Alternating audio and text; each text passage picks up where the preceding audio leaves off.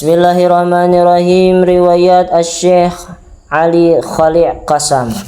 Al-Imam Ali Khalil Qasam dilahirkan di sebuah perkampungan yang bernama Bait Jubair, yang dikenal dengan kampung yang dipenuhi dengan keberkahan yang keberadaannya berdekatan dengan kota Tarim.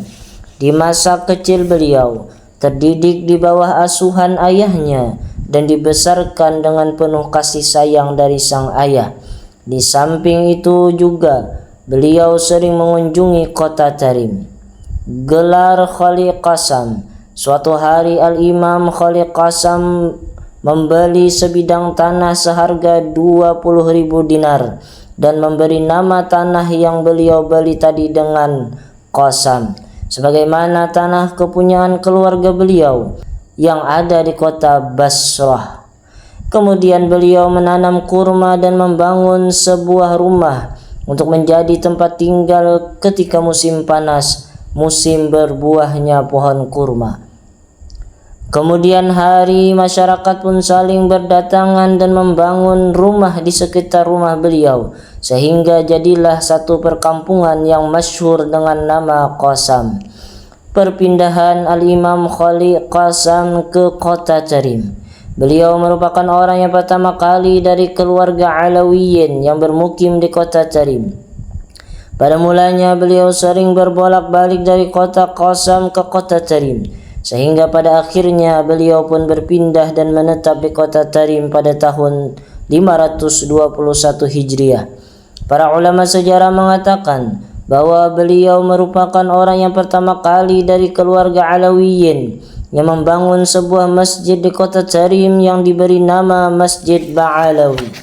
Karamah Al-Imam Ali Khalil Qasam merupakan seorang yang diberikan keistimewaan oleh Allah Subhanahu wa taala, yang mana pada ketika beliau mengucapkan salam kepada Rasulullah sallallahu alaihi wasallam ketika salat ataupun di luar salat dengan lafaz Assalamu alayka ayyuhan nabiyyu wa rahmatullahi wa barakatuh, maka akan terdengar jawaban langsung dari Rasulullah sallallahu alaihi wasallam yang didengar oleh orang yang di sekitarnya dengan lafaz Alaikassalam ya Syekh.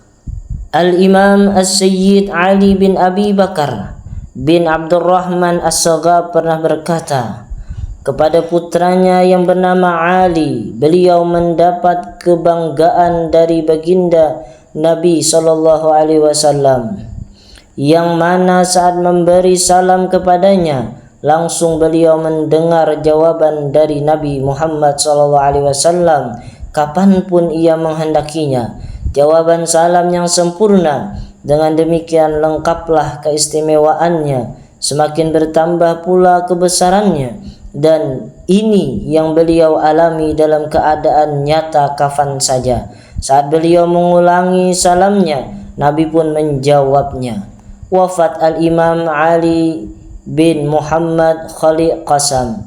Musibah yang terbesar di dalam agama adalah wafatnya seorang nabi dan pewarisnya. Seiring dengan perputaran waktu, tidak ada seorang pun di muka bumi ini yang tidak terlepas dari kematian. Namun kematian itu merupakan suatu kegembiraan untuk orang-orang yang dekat dengan Allah Subhanahu wa taala. Pada tahun 529 Hijriah, Al-Imam Ali bin Muhammad Khalil Qasam berpulang ke rahmatullah dan menemui sang kekasih beliau Rasulullah sallallahu alaihi wasallam. Jasad beliau dimakamkan di pemakaman Zanbal. Beliau merupakan orang yang pertama kalinya dikuburkan di pemakaman Zanbal dari kalangan keluarga Alawiyin. Beliau meninggalkan 3 orang anak. Mereka adalah Al-Imam Muhammad Sahib Mirbat, Al-Imam Afifuddin Abdullah, dan As-Sayyid Husain. Rabbi fanfa'na bi barakatihim wahdina al-husna bi hurmatihim wa amitna fi tariqatihim wa mu'afatihim minal fitani wallahu a'lam bisawab.